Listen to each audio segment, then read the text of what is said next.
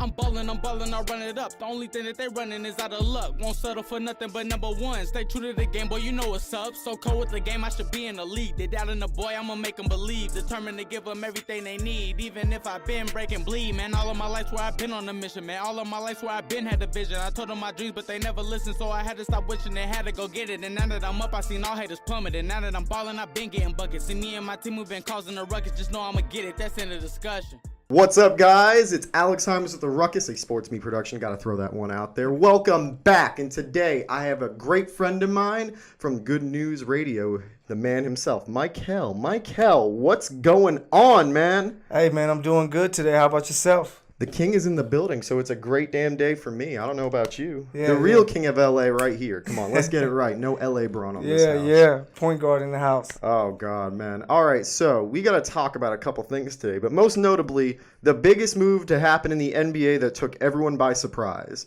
Kawhi Leonard is now officially a Toronto Raptor, and my head hurts so much. Man, I'm confused by it. I did not expect this guy to be a Toronto Raptor, but hey, I was telling people before, telling guys on my podcast, Courtside Radio, that man, Pop is a smart man. He doesn't want to see this guy. He doesn't want to play this guy. He doesn't want to give him what he wants. So he said, guess what? I'm sending you out to the East. To make it even worse, I'm sending you to another country. Now deal with that. So it's crazy. I mean, they made for all moves available, I think the Spurs made the best move that they had in front of them. Like, they had the Lakers offer, which we know didn't include a lot of pieces because they assumed that he's going there no matter what next offseason. So they're not going to be willing to give too much up. And I was of the, fan base that said, as soon as LeBron James was a free agent, go and trade your pieces for Kawhi. You want to go all in right now. But they did the right thing. And I was wrong, I'm eating my words. They made the right move, staying pat, keeping the young core. And I think that this young core is going to be great. But from the San Antonio Spurs side of this deal, they got an all-star, right? They got an all-star, a pick, in Jakob Poeltl. That's nothing to sleep on. They love their Euro players, and they get a guy who can be the face of the franchise, and that's been a face of a franchise. For all moves that they had available, this was the slam dunk move, and the Spurs surprised us all. Man, I agree. I just think that if you're going to trade Kawhi, Pop may not be here too long coaching. I'm here in 2020. He may wrap it up. So why not give him an all-star player who just had possibly his best year, who can now work with the right coaches to expand his game, especially his three-point shooting, to maximize his skills. He gets to play with all these other guys that the Spurs have, the best coaching in the league. The second best coaching. 1A, 1B. I'm giving Brad Stevens and Boston 1B. Stevens is amazing. And then you get this young big man that gets to replace Powell if they see that Powell is aging, and you can continue to grow. Like you said, the draft pick, they are the original team that knows how to draft late in the first round. Yeah. So if it's a late first round pick, then you get to build your team, and you have this all-star who's a 25 points a game scorer. So it's good to have that piece. Yeah, I really think, as soon as I read the deal, I was like, I don't really believe it. I thought it was fake at first, and then I see the reports about it, and I'm like, San Antonio just fleeced Toronto. At a time when things couldn't be more up in flux for the Raptors. They got rid of Dwayne Casey, whom didn't deserve to be fired, but, they had the shakeup situation. And I feel like if they knew that LeBron James was for sure leaving the conference, there's no way they would have fired Casey. And then at that point, they wouldn't have traded DeMar. They went all in on this guy, showing him, we love you. We want to give you the money. They gave him the big payday. He is a big integral part of the organization. He's probably the best known face of the franchise since Carter was there, Vince Carter. I agree. And to me, it doesn't make sense for the Raptors in that no matter what anyone says, all reports indicate that Kawhi is going to Los Angeles next offseason. Whether it's the Lakers or the Clippers, he's made it very clear he wants to go home, right? So now you're taking the big gamble and hoping you can pull the Paul George move that Oklahoma City did. But let's be real. They don't have someone like Russ who is that much of an impact player, a big, let's say, top 5 player in the league, right? They don't have that. Kyle Lowry, with all respect to him, is not of the same magnitude. And even though he had that friendship with DeRozan, I don't think he's going to be able to form that with a guy like Kawhi Leonard, who seems like he'd rather be at home, chilling out, not doing anything, not being in the media, than being a guy like DeMar who goes on all these YouTube shows, who's very publicly known, very much appreciated in the Toronto community, you know? I think they took a big gamble. And yeah, of course, they got the second best player in the NBA when healthy. But, like, to what risk? You just gave away DeMar DeRozan. You gave away Jakob Poeltl a pick. And at the end of the season, they might not have anything to say about it. I just think that if it does work out, you just got a big steal because, like you said, when healthy, he's a top 2, top 3 player in this league.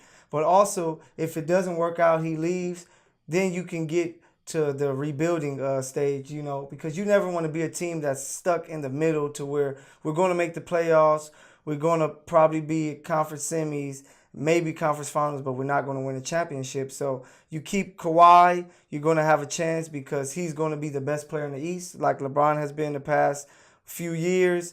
And then you could try to win a championship with that. Or if he leaves, you just have a total rebuild. You have some young pieces there, DeLon Wright, a couple foreign guys. And then you just start to try to do the Philly method. You start to tank a little bit and start to get, you know, some young players. You have to remember the Drake impact, you know. He's a big name. He's a big figure in this world. But are we really putting that much impact of Drake on Kawhi Leonard? The man that, like, I don't think I've ever seen any footage of Kawhi Leonard in public. You know what I mean? Like, this dude is the most elusive man in the NBA. Man, he's like trying to find the president somewhere, and it's like, it's crazy. I don't know. Like, I understand what Toronto was going for, but I think, who was it last night that made the best point of all, that Toronto now sits in a good situation, even though it's necessarily bad. You know, we're talking about how, like, he could walk at the end of the season.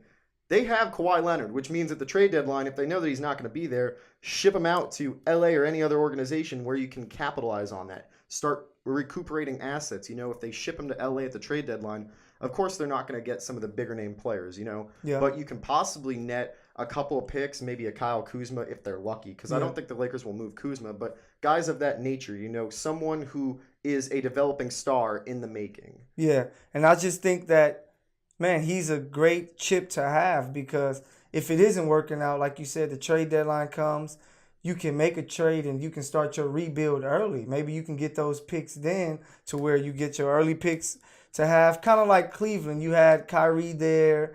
Then you got some other draft picks. You got Bennett, he was a bust. But then you got the Wiggins pick, and you were able to make that Kevin Love. You can get, you know, your picks. If the team is struggling, they're going to have a high pick. They're going to have, I believe, I forgot what other team pick they're going to have. But you could trade Kawhi, go gather more pieces, and just start building a young team. And I see nothing wrong with it. It's to me, it's a win-win. Because if you think about it, Toronto wasn't going to win a championship. Even if they stayed pat, I have Boston and Philly in front of them. So you go and get Kawhi. If he comes and he becomes all in and you have the PG effect and he stays, then bam, you know you have a top 3 player on your team for the next 5 years. If not, man, just rebuild. You have all these pieces. And Toronto is an exciting city. You know, beautiful women there. So players are going to eventually love to play there, and start from scratch. There's nothing wrong with it. Yeah, I think we don't give enough respect to Toronto, and I get that, you know, it's in Canada, it's out of the country, but, like, it really is a good destination for players to play. It's a place that we've seen bigger names, like we have Lowry, we had DeRozan, we have all these guys who stayed in Toronto, you know? Yeah. Like, there's something to be said about having maybe not grade A stars, but like grade B and all-star level players who are still willing to stay in that city and play. Like, there is something to be said about that. Yeah, because the players were just, I'm pretty sure they reach out to each other. So they made contact DeMar. Like, you know, I know the situation, how it turned out, but, you know, before, how was it? What made you so loyal to that team and that city? And, man, watching them play, they have some of the most intense fans. You know, they do. They have games where there's hundreds of people outside cheering for the team. So it's a passionate city to play sports in. Just ask, you know, the Maple Leafs. And as a basketball player, if you're not really just about being out and being in Hollywood and all that, you really want to just focus on basketball and having a city that's going to back you, an organization that's going to back you winning, somewhere you may want to play. Yeah, I wholeheartedly agree. But I think the one city that doesn't, or shouldn't want Carmelo Anthony, because we're jumping to that one right now, Yeah. is the Houston Rockets. I am vehemently against Carmelo going to Houston. I know that's sacrilege compared to what everyone is saying, what the media is saying, what Carmelo's showing by, talking with the representatives at Summer League and whatnot. But what do you think? Do you think Carmelo is a good fit for Houston? I honestly think he's a good fit. He's going to be the stretch four. I know you disagree, but he's going to be a nice stretch four for them, because their last year starting five, you had Ryan Anderson at some point was starting, and he's better than Ryan Anderson. So he's gonna give you a fourth option. So last year Paul went down. They were stuck with just guys trying to take you off the dribble, because that's what Paul does, that's what James does, that's what Eric Gordon does. But now you have a guy that you can actually throw it to in the mid-post area to add a different type of element to the offense that can get you buckets. People forget he averaged 16 points last year. No, he for did. a third He best did. player. But he was also the equivalent of a dead ball possession. You know what I mean? Like, Yeah. if he got the ball, there were games where you could see certain possessions that went to Carmelo were, in fact, part of the reason why they lost those games. Like, I think that's exactly where it is.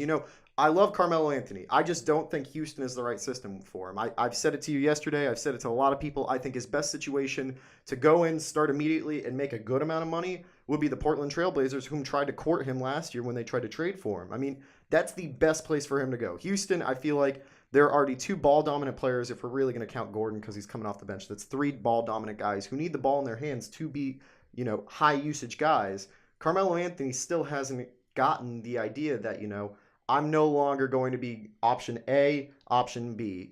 He has to be the Chris Bosh type role, especially now because he is a stretch four. Realistically, in today's NBA, he's a stretch four. Yeah. But I don't see him buying in that system. And on top of that, look, we already saw D'Antoni and Melo try and work together in New York, and that didn't different work. situations. I think that coaching is going to be much bigger.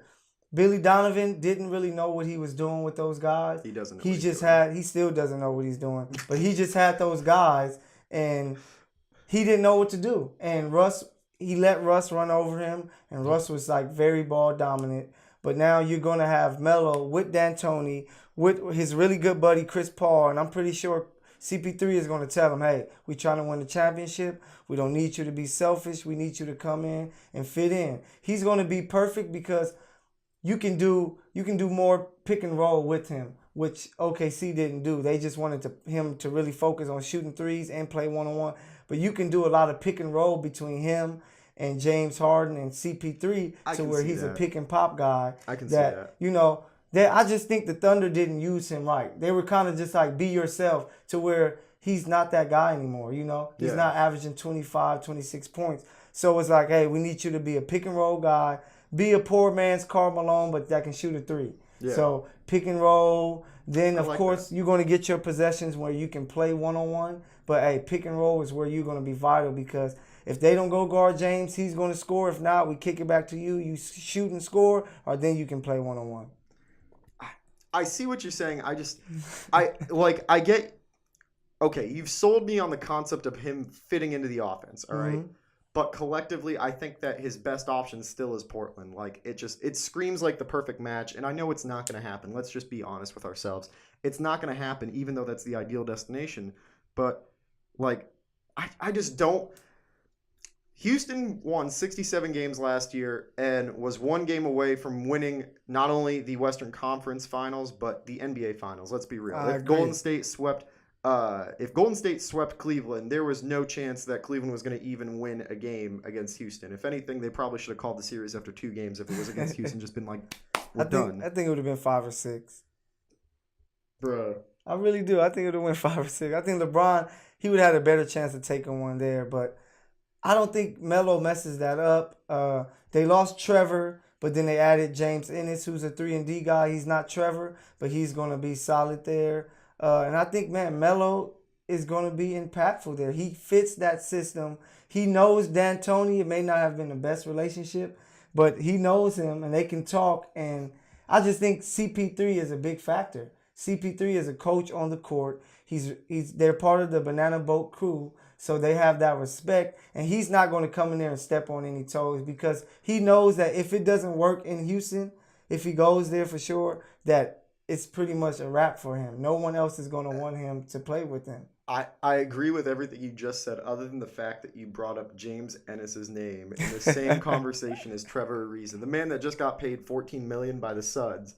You're comparing Trevor Ariza, who is It's not a comparison. It's just they're both 3-and-D guys. Bro, they went from like here with Trevor Ariza to like there with James Ennis. Like that's no disrespect to James Ennis, but you lost Trevor Ariza. And who else they lost? They lost Lukan Bahamute, whom I thought they could have re-signed him easily. Like he signed only a 4-year deal with the Clippers, and yet they still haven't re-signed Clint Capella, which to me they're going to sign him. Well, okay, that's the thing. I think they will. Ultimately, I do believe they will.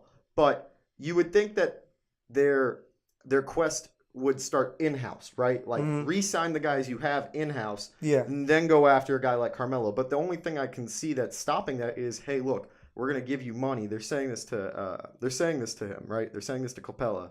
We're gonna give you money. Let's just wait though until we get Carmelo Anthony. That way we can see how much money is left and then go after you. But even then, I feel like that's a slight against him. And to me, it surprises me that they haven't re-signed their core members. You know, they got so far last year, literally one game away from winning the NBA Finals. Yeah, I'm saying that. One game away. Yeah. And they still haven't taken care of all the guys that are in-house. Because they're just hoping these guys were sacrificed. So let's make sure we get Melo. He's not going to get a lot of money, you know, because he's getting paid Can you imagine being paid $28 million and not even being with that organization? Crazy. Dude, I wish I was living that life. Man, I wish, for a guy who's maybe the 4th or 5th option. But he's going to get a small deal, so they want to make sure that happens. They're going to get Capella. Man, I think it's going to mesh well. D'Antoni knows what he's doing. Like you said, they were one game away. And I think that Melo going there is going to fit better than Boogie playing with the Warriors.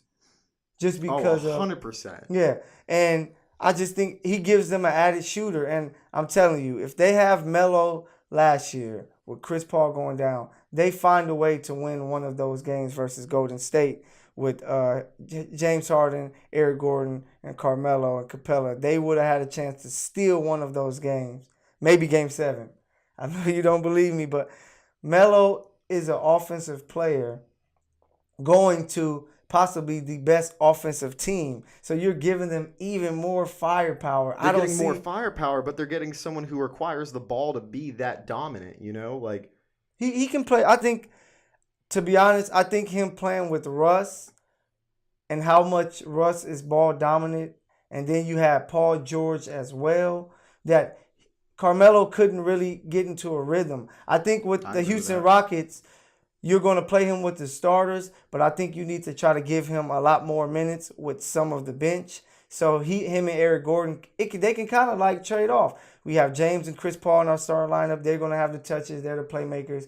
We sub them out. Now we have Eric Gordon and Carmelo that we can have our offense too. So where you always have 2 playmakers and scorers on the court at each time. So you're trying to go with the 2 QB system is kind of what you're pretty much, yeah. So you have your 2 QBs in the starting lineup, and now we have our 2 off the bench. And I think that's a team that can win 65 games again and be there for a championship. All right.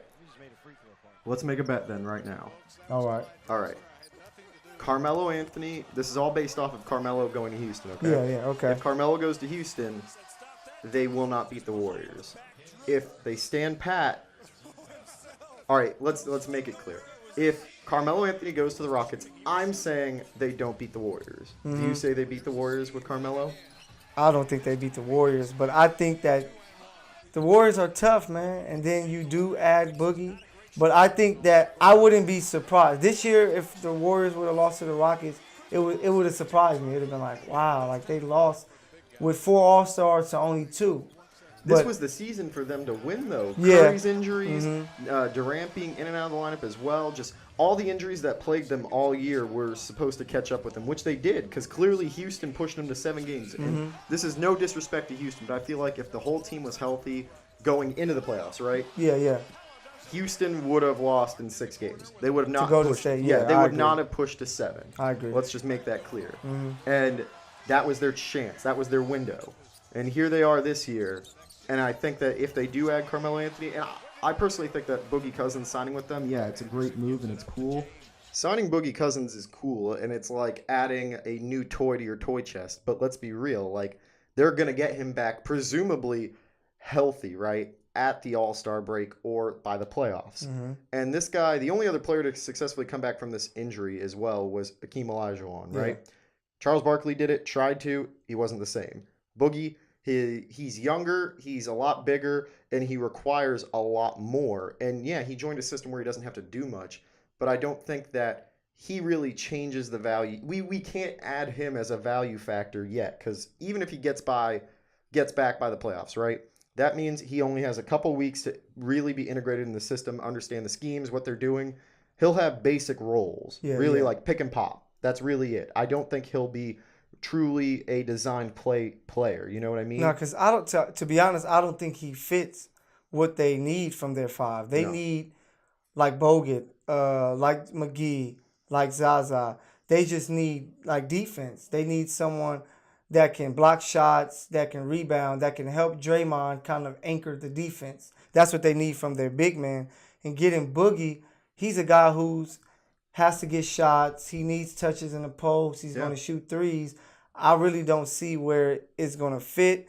But what makes it a brilliant move is that it's only $5 million. Yeah. By mid-season, if they see it's not going to work, they can easily trade him or they can just waive him and move on from it. But I just think that if they don't get an added boost from him, that's where Melo comes in with the Rockets. He can give them a slight boost, and that's all they need was a slight boost to get over, and that's how they can make their run to the finals. And in the finals, up against the Sixers or Celtics, they will be the favorites. So he will give them that added score, that added shooting. Whoa.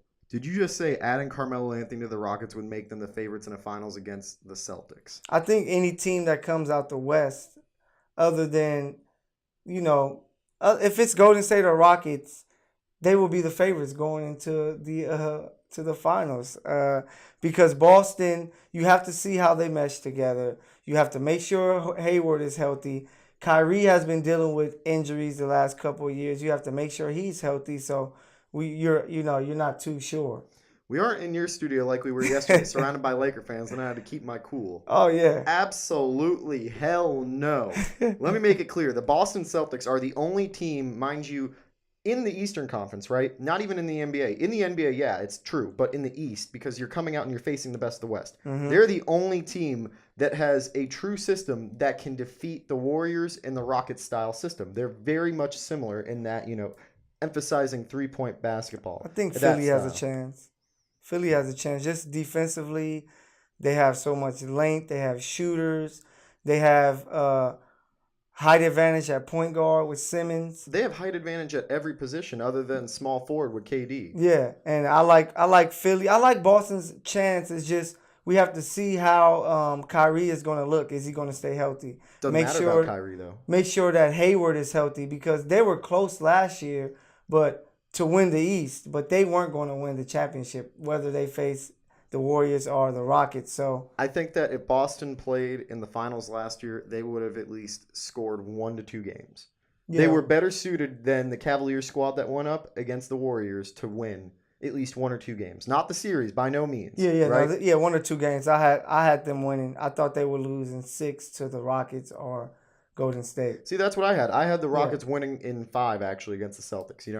Humble yourself with the rookies, get yourself acquainted. Then next year, once you have everyone back in this interchangeable system, you go, get to the finals, you win in 6. And Kyrie Mine may be, in New York already. So he may be prepared to play in New York to where Brad Stevens can't even handle him. So hell no. And if he does go to New York, I'm going to make it very clear. Kyrie Irving will never make it to an Eastern Conference Finals if he goes to the New York Knicks. Even with Jimmy Butler? Even with him, because you have to face the Celtics and you have to face the Sixers. Regardless of what you put around him in New York City, the Celtic system proved without him and without Gordon Hayward this season, they can go to the Eastern Conference Finals. And they were let's be realistic, they were 1/2 away from winning the Eastern Conference Finals. True. 1/2. I agree. Not 1/4, 1/2. Without both those guys. So if he goes to New York, okay, that's a loss for the Celtics, right? But ultimately, you're still going to have to go through us. We have the best coach in the NBA behind Greg Popovich, 1A, 1B. And we have the best system. Mm-hmm. We have the best system. The best coach is still Popovich, but the best system at large is the Boston Celtics system. So I don't see any. There's like. I just want to see how all these guys mesh together because a lot of them play the same positions. They do a lot of the same things. So I just want to see how it works together because it's just going to be tough. Sometimes you can have too much talent. Exactly. And it can hurt your team because. They're basketball players. They have egos. They want to be on the court. They want to play. Lakers. Man, yeah, and they want to be guys playing in the crunch moments, and that's when it's going to come down to Stevens controlling that. But sometimes not even the great coaches can control it. So I'm very intrigued to see that. But like I said, whoever comes out the West, I believe, is going to be the favorite in the finals. And I think it's going to come down to the Rockets and Warriors. And the team, the great team from LA. Bro, we talked about this yesterday. LA is capped at the 4th seed. I'm sorry, but with all due respect, Utah is still on the rise. They were 4th last year? What? Yeah, it was Portland 3rd. Was it Utah 4th or 5th? So you don't think the best player in the world can make the Lakers be better than what people think? Because I think they have talent. I think Ingram, who just averaged 16 points, is going to improve. Kuzma averaged 16 points. He's going to improve. Lonzo Ball. Everyone say he played bad, but 10, 7, and 7 as a rookie. Yeah. As a rookie is pretty solid for a guy who couldn't make jump shots. So he's going to get better. I like the better. squad. No. Mm-hmm. I like the Lakers. Don't get me wrong. And as a Celtic fan, it pains me to say it, but I like the Lakers. But the Western Conference is so stacked. If anything, I see the Lakers being 4th seed. And that's not bad for a first year with LeBron in a stacked conference. Respectfully, because 1 and 2 are a lock already with Golden State and Houston. That's a lock. Mm-hmm. 3rd is up for grabs, I feel like. But the Lakers, I feel as though, are 1 season away from being a 1 or 2 seed in the West. But even now, I'd be surprised if they get 3rd, but I wouldn't be so surprised, right? I feel that 4th is very respectable for the situation they're in, and because the Western Conference has only gotten better. Yeah. Let's be real. They agree. now have I think this stat was they have the best top 10 players in the NBA active right now. In the West. In the West, yeah. Yeah, so it's going to be a little bit more difficult for him to play in that area. So I think, 4th seed is still respectful. Mm-hmm. All right. We talked enough basketball. We've been fuming this out. We're going to keep hashing out the Lakers Celtics if we don't stop right now. So we got to switch to the football. Yeah. We got to switch to the football verse right now. I'm sitting in the presence of a Kansas City Chiefs fan. Man, I can honestly say I've never met a Kansas City Chiefs fan, let alone in the city of Los Angeles. And to be fair, I'm a New England Patriots fan, so it's a little bit of sacrilege right there. But hey, you'll be surprised how many Chiefs fans are in LA. So there's actually a group called the LA Chiefs that meets, whenever Chiefs play Chargers in LA, everyone meets together and watch the Chiefs. And there's a Chief bar in Hollywood that there's a bunch of Chiefs fans. And no way. So you got to look it up. Chiefs LA. It's a group of a bunch of Chiefs fans. I was surprised. I just found out about the group last year. But, it's a big following. And we're all very excited because we think we finally have that quarterback that can put us over the top, I trust in Andy Reid. He's a quarterback guru. 100%. He's won with Feely, Ty Detmer, McNabb. He made Alex Smith look like a really good quarterback. He made Alex Smith get $87 million. Yeah. So with Mahomes, a guy who has so much physical talent, probably the strongest arm that Andy Reid has ever coached, and just the natural ability he has, I think he can be a blend of a Favre and McNabb with the right coaching, and he has that right coaching. And to not only that, you have Kareem Hunt out the backfield. If Spencer Ware is healthy, he's going to make us probably have a top 5, top 3 backfield. Yeah. You have Tyreek. Fastest man. So overrated. No, Tyreek is the fastest man in the league. That his route tree is only developing and growing. Sammy Watkins as well. He's only going to get better with Reed in this offense. The best tight end in football, and Travis Kelce. I used to call him Baby Gronk, but now he has surpassed Gronk. And the only reason he surpassed Gronk is because he spends more time on the field than Gronk does. Hey, the best ability in sports is what? Availability. And Travis Kelce has been there. So that's why he's the best tight end. And I just think that we have a growing team that's still right there. And, man, we have a chip.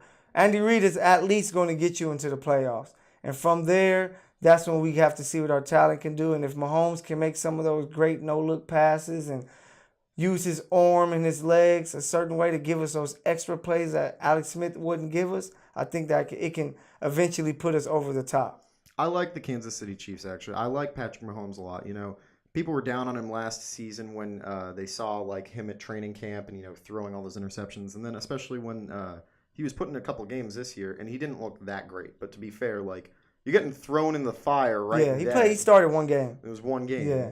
And at Denver, so it was tough. Yeah, I mean, come on. You're throwing a dude into the fire like against one of the hardest defenses to play against. Like, if you have Von Miller on the other side of the field, I don't care if you're Aaron Rodgers as a rookie. Like, you are going to look like an idiot. Yeah. You are going to look bad.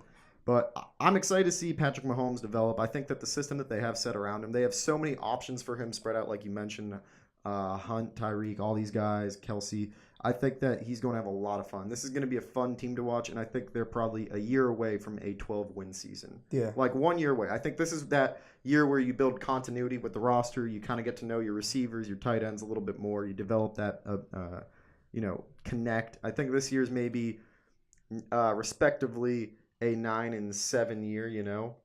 I think a 9-7 or a 10-6 year is for a second year and the first year where you're full-time starting, right? Yeah, I think that's really good, especially for an Andy Reid team, you know, the situation they're in. But the next season, I think that's a 12-4 team. I think he can have a Jared Goff impact to where Goff last year looked terrible, but where Mahomes has the advantage, he was able to sit and he actually was able to learn from Alex Smith. You know, he was able to learn to value the football. What's to learn from Alex Smith? Alex Smith doesn't turn the ball over. So that's a big part. You always give your team a chance. Believe me being a Chiefs fan, it was like, make the pass, throw this pass, he's open, throw it to him, but he wouldn't make it.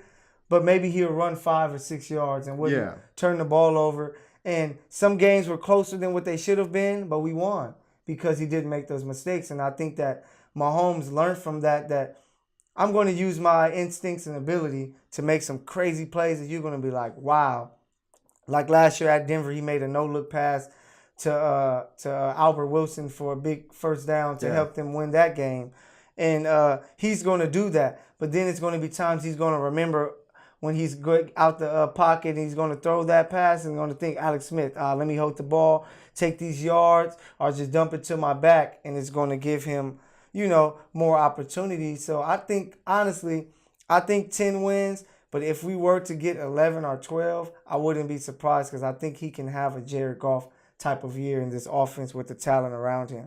All right, then let me ask you this. Who do you think has a better career trajectory? Jimmy G, Patrick? It's not even biased. I'm going to go Patrick Mahomes just because of the coaching around him and the weapons that he's going to have. Because if you have Kareem Hunt, who led the league in rushing last year, with you for the next 3 to 5 years. You have Tyreek with you for the next 3 to 5 years. Sammy Watkins is going to be there. Kelsey as well. He's going to have weapons to where with the Niners, who's their number one receiver, you know? See, and that, you know, he's not Tom Brady. You know, he's not playing with Belichick. So even with Tom Brady, it took him having to have a great defense around him at the beginning to win. And then next thing you know, you get Randy Moss, you get Wes Welker. So now I get to get stats now. Yeah. So I think Jimmy doesn't have that. He's going to be starting off with nothing. And the defense not as great as Tom had, to where Mahomes has Andy Reid, who's one of the best coach gurus probably ever. I mean, quarterback gurus. And then you have these weapons to, like he said, I can throw a 5-yard pass and Tyreek can turn it into 75. Yeah. So he's going to have that added advantage, to where I think that added advantage, that year off learning from Alex Smith and playing under Reid, that he's going to have the better career. All right. Well, your Chiefs managed to sneak away the game 1 win against my Patriots last game. Oh, not sneak. So, we dominated. I have a question. I have a question for you. With all this stuff going on with New England, do you think that's going to have any effect on them? Like, will they trade Gronk, Will this is the first time they're having like backlash against Belichick. Is that going to affect? They're going to win the division. The division's terrible. They're going to the Super Bowl no matter what. Super Bowl. See, that's what I think. I wouldn't be surprised if they slip up and lose their first playoff game. All right, you got to give it to Brady. Like, he's done it enough times to where, I'll put it like this then. Tom Brady's appearance in the Super Bowl is the New England Patriots to lose compared to everyone else. Mm-hmm. It's guaranteed, right. But it could be lost to another team, whatever goes on. I personally think that everyone who's a New England Patriots fan and just NFL fan in general, and even sports fan in general, understands that the media overblows every little thing. They take everything out of context. Like, there was a video the other day of Jimmy G in LA out to dinner with a porn star, and people are like making a big deal about it. They're dating. Like, dude, like, let him live his life. Let him do whatever the heck he wants. Like, this is his private life. Don't bug him. Like, honestly, bug him when he is okay with it. And he is the nicest guy. He has like such a nice smile too. Like, he looks like a dude that's just such a nice dude. He looks like a model almost. Yeah, he's literally like the Chandler Parsons of the NFL. Thankfully, not the same way in career style, but I think that the Patriots are for all the crap that's going on, they're in a really good situation, because if they do happen to have to trade Rob Gronkowski, that nets you a lot of assets. True. Let's be real. That nets you a lot of assets. This season, I do believe, is going to be the last season of Tom Brady in the NFL, which is why I think that the Patriots are going to win the Super Bowl this year, because this man is not going to go out unless he wins. Let's just be clear, honest with ourselves. Tom Brady will not retire until he gets another win. And I think that this season is added fire, especially because he set the records in this year's Super Bowl. True. He set the records. And if it weren't for 2 terrible missed calls by the referees on touchdowns, that's right, Clemens, I'm calling you out. The Patriots would have been, I think, either within a couple points or up by a couple points. So the Patriots lost a Super Bowl because of the referees in this instance. The Patriots are going to have a lot of fire going back into this season. And I do believe that we haven't even seen the final additions for the Patriots roster. I think there are a lot of players that they're intrigued with. I don't think that Rob Gronkowski gets traded until, if they do move Gronk, it's after Brady is gone, because that's the point where Rob's usage will go down, because whatever quarterback he plays with won't have the rapport, they won't have the system meant for it. So you switch it up, you get him out of there, you get a couple high picks, maybe an established player who's on the come up. I think there's a lot of good for all the crap going on with New England. It's a lot of upside. I don't believe Belichick is going to leave, because he recognizes the writing on the wall where Brady's going to be gone soon. No matter what, Belichick is the coach. He can go on and do this forever. Brady is getting pressured now from his family, external sources. So, like, retirement is no longer at 45. Do you think Belichick is upset that Kraft made him trade Garoppolo? I think that the statement of what he traded Garoppolo for says it all on its own. I'm not going to be pissed after this, because I'm going to make a point. And what was my point? I gave him away. Yeah. I gave him away. So now it's like, anytime you have something to say and you're trying to get in the middle of my decisions, try me. Yeah. That's literally what he did. He said, try me. And he won. He won. He clearly won, because he got rid of, he gave away Garoppolo. And here they sit. They went to the Super Bowl still without him, without a bunch of healthy players, without a bunch of available, top-end talent. Like, let's be honest with ourselves. The Patriots ended up giving away Jimmy G, which was the worst move they could have done in the entire time that Bill Belichick has been there. That was the worst move to occur. Yeah, I agree. But it was forced out of him, so he did it, and he looked at Bob Kraft afterward and said, "It's done. You happy now?" And Kraft probably looked back and goes like, "Oh, crap. All right. Give me a Super Bowl." Yeah, he's like, "All right, your team, you do what you need to do. I'm going to stand back. Let's make this happen." And that's why I also think Brady's going to retire soon, because now that it's known, right? Now that it's known that it's Belichick's way or he walks. Yeah. Belichick's value is so much more valuable to the Patriots than Brady's is at this point. Brady is on the downturn of his career. And I know that Max Kellerman talks about this clip that he was supposed to hit, which he didn't. Shout out to Max Kellerman for being wrong on that one and me calling you out numerous times on it. But, Max. He will retire at the end of this coming season with another ring on his hand. And the drama that we've been talking about for now over a year and a half now is going to pass by, because that's just the situation. Business is business, and business as usual goes on. I disagree with him winning, but Hey, a move that would really make me change my opinion of the Chiefs is they can somehow pull off Earl Thomas. If we can get Earl Thomas to play with Eric Berry, because right now we have 2 second-round picks because we got one from the Rams for the Marcus Peters trade. So if we could somehow trade a second or third and get Earl Thomas and add him with Eric Berry in that back end of our defense, then I think we have Super Bowl aspirations. But if not, I think that is hey, Carson Wentz in his second year was on his way to leading that team to do it. And if Nick Foles can win a Super Bowl, I'm pretty sure Patrick Mahomes can probably win the Super Bowl. Hear me out on this. If Brady played against Carson Wentz in the Super Bowl, I think Tom Brady and the New England Patriots would have won this year. I don't know. I just think the Eagles coached that game so well. All right, hear me out on this then. Mm-hmm. You have a game plan for Carson Wentz. You've seen enough footage on this guy. With Nick Foles, you don't really have as much footage. You don't have as much scouting. You haven't played against a Nick Foles-led squad that year. They didn't play against Nick Foles and the Eagles. They played against Carson Wentz and the Eagles. Oh, Patriots. Oh, early in the year. Okay. Yeah. Mm-hmm. So if they had played against Carson Wentz, there would have been more scouting reports. There would have been more eyes on what they were going to do, all the planning that they had. You know, I think the Patriots would have been better suited to play against Carson Wentz and the Eagles as opposed to Nick Foles. I just don't think Patriots defense was holding up at that point of the season because they have footage. You can look at the Vikings game where he struggled, the Atlanta game where he struggled. So they had the footage. I just think they didn't have the talent to do it. Then Malcolm Butler, your best corner, he didn't play. So you just took away a guy who was going to, maintain half of his field, for as long as he can. But you took him out the game. So now some other corner not only has to step up because of injury, he has to step up because this guy's not playing at all, and it hurt those guys. So aggravating. Man. The probably top 3 corners in the league active in Butler did not play the game. Yeah. And you have the cornerback tandem of him and Gilmore, which, I don't care how you say it. That's the equivalent of having Darrelle Revis, prime Revis on the field, right?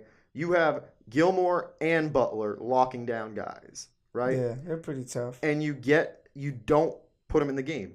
Yeah. Whatever the reasons were, it's the biggest game of the season. I don't care what your reasons are. This is the one and done game. Yeah. No matter what.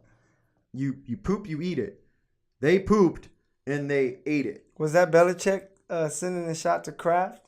Hey, look, I'm going to sit this guy. No, I don't think that. I think they traded him, so it clearly was something going. There was all the reports say that he showed up to a practice late, high as hell on weed. Let's make it clear, which shouldn't be that big of an issue. I mean, I'm a proponent of weed, and I'm a proponent of athletes being able to use it. Should be legalized. Yeah. I mean, honestly, if it's going to be legalized in a bunch of states and it's medicinal in a bunch of states where NFL teams are located, it sounds like it would be one of those things that could be brought into the bylaws, but clearly not. And Bill Belichick is of the old school mindset, so you don't show up on time, you miss, something happens. But on top of that, you don't show up and you're baked as hell at a practice for the biggest game of the year.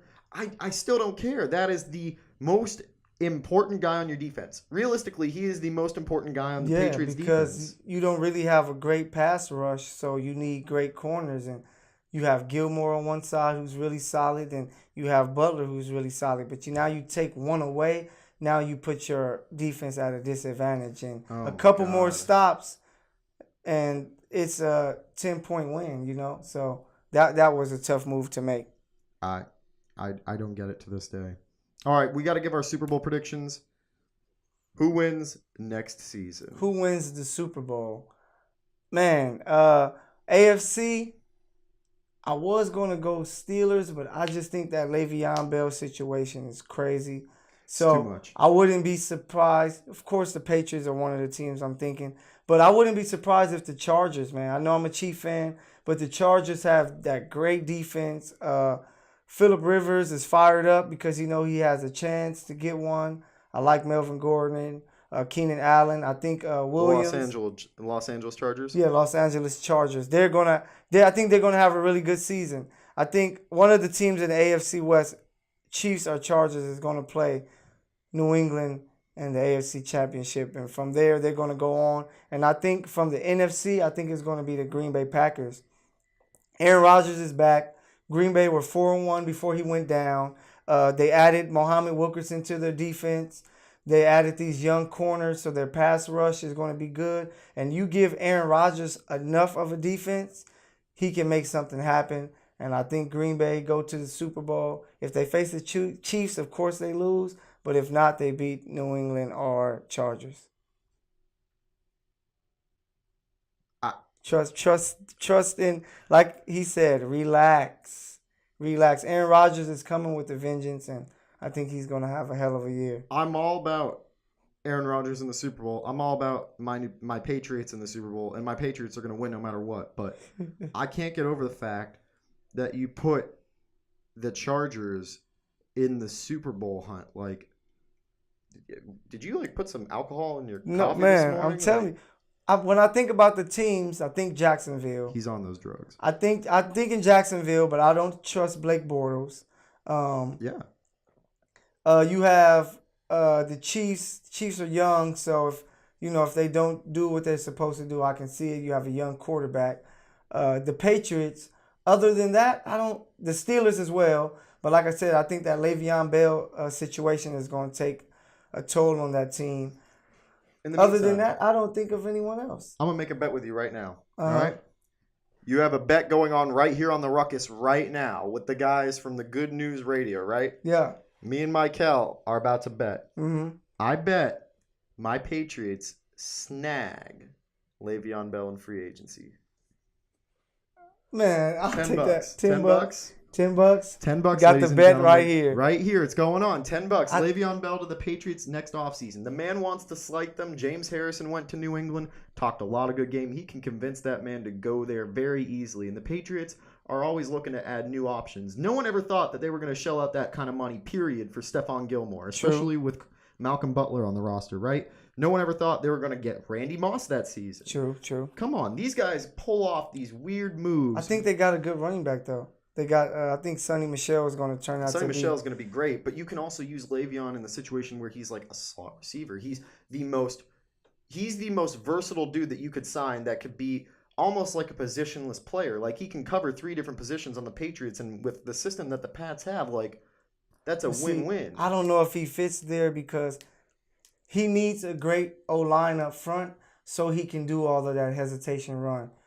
The Patriots' O-line hasn't been as great these past few years, so I just think that he would look at it and it would be tougher for him, because he will have to learn how to just attack holes, because you're not, with that Steelers line, they're just pushing up front and they're moving guys forward, so he can play back there and dance until he finds it. With a team whose O-line has been struggling, you're not sure if Brady's going to be there. He might look at that situation and be like, man, I don't know if I want to go there, because what if I go and Brady leaves? Now I'm stuck here. Then the O-line isn't what I want it to be. So 2 words. Bill Belichick. Yeah, but I just think, if Brady leaves, I think Bill might just be like, you know what? I might try it a couple more years, and then I might. It's nothing else he has to prove. He's already possibly the greatest NFL coach ever. No. All right, let's get that clear. This man deserves the respect. He is the greatest NFL coach of all time. He is. I mean, all the rings he's pulled off, multiple eras of rings, as assistant, as a head coach, as a GM too. Mm-hmm. That man deserves the title of best coach of all time. I think it's only fair at this point with his career, even though it's not even over. And you know how we say, we always talk about how we rate a guy after his career is over. Jordan was not the best player ever to play the NBA, even though people said it. It wasn't solidified until the man walked away, not coming back to the Wizards stuff. That was that. Yeah, that's. I actually heard stuff about him being the best while he was playing, which is crazy. I'm like, this dude has 2 rings, and they're saying he's the greatest. Magic has 5, but man, I don't know if Le'Veon will want to go to New England. He wants to. He doesn't want to be held back, and I don't think he will be able to truly be himself under, the Patriots' way. So that's why I don't think he will be with the Patriots. But those are my guys. Super Bowl, I got Packers I think they're gonna make it out of the NFC for sure. Them are the Eagles. That's gonna be the conference championship. Then I have Patriots are one of the AFC West teams. So who do you have? Oh, with all respect towards Philadelphia, man. when you have a healthy Aaron Rodgers, I can't count that man out because I'm a Tom Brady fan. I'm a New England Patriots fan. But let's be real. Rodgers is the best QB in the NFL. Like, I'm not going to be physically delusional. gifted. Yeah, physically gifted. I think Brady's the best. Brady's the best because he also has the system and he knows how to play, right? Mm-hmm. But like physically gifted, individual one-on-one talent, definitely Aaron Rodgers. Yeah, so I agree. I like with Rodgers back and healthy, it's a toss-up with Philadelphia and Green Bay, but I do think ultimately if that comes down to it, you have Green Bay coming through, playing my Patriots with a final score somewhere around like 24-17. 24-17. With the Patriots winning. I don't think it'll be a far game. I don't think that. I think if anything, it'll be a close game, right? Yeah. But like, I can't ever count out that. Like that's the thing. I can't ever count out Tom Brady and the New England Patriots. Like, I think NFL fans would be idiots to count out those guys because every time there's a situation like this. So you think they're going? I don't see them making it 3 straight years. With all this stuff going on, you lose Amendola, you lose Butler. Man. So I'm intrigued. I can't wait for this NFL season. I'm a basketball guy, but man, I love football, and I can't wait for training camp to start because I think the AFC is going to be as wide open as you've seen it in years because you're not for sure that Patriots are going to be this dominant team. Steelers with Le'Veon, that situation, the door is open. I'm done with you, man. This man entering the Celtics den with me to talk about my Patriots, my Celtics, and clearly not getting the respect that we deserve, man. Thank you, Mykell, the king of LA, the original king of LA, mind you. Yeah. My friend, thank you for stopping by. Don't forget to check out the Good News Radio on Instagram and online. This guy's got a freaking awesome show. I was on it yesterday, and I can't wait to be back on it again. Yep. And don't forget to check out him on SportsMe. What's your name on SportsMe? Give it to him. SportsMe, Mykell the First. King Mykell the First. Come challenge me. First. Yeah, come on. You got to battle this dude. Same with myself. Yeah. At HymesWorld, HYMES. Don't forget to check out AlexHymes.com with the Real Talk SportsMe blog, the SportsMe YouTube page, the Alexander Hymes YouTube page. And as always, ladies and gentlemen, come join us at the Dog Pound next week. This has been the Ruckus. Thanks again, Mykell. Yeah, thanks a lot, man. Thanks for having me, bro. Yeah. Have a good one, guys. And now that I'm up, I seen all haters plummet. And now that I'm ballin', I been getting buckets. See me and my team, we been causing a ruckus. Just know I'ma get it. That's in the discussion.